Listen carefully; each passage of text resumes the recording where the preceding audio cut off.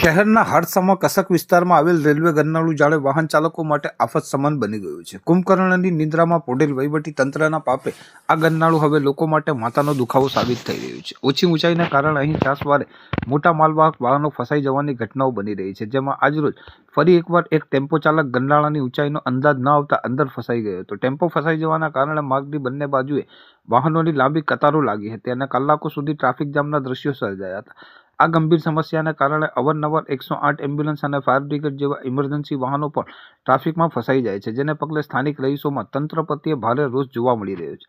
ખાસ કરીને બહાર ગામથી આવતા વાહન ચાલકો આ ગરનાળાની ઊંચાઈથી અજાણ હોવાથી અવારનવાર આવી દુર્ઘટનાઓનો ભોગ બને છે. આ સમસ્યાના કાયમી ઉકેલ માટે કસક પોલીસ સ્ટેશન પાસે લોખંડની મજબૂત એંગલ હાઇટ ગેજ મૂકવામાં આવે અને ગરનાળા પાસે વહેલી તકે જરૂરી કામગીરી કરવામાં આવે તેવી લોકમાંગ ઉઠવી છે. જો તંત્ર વહેલી તકે નહીં જાગે તો આવનાર સમયમાં કોઈ મોટી જાનહાનિ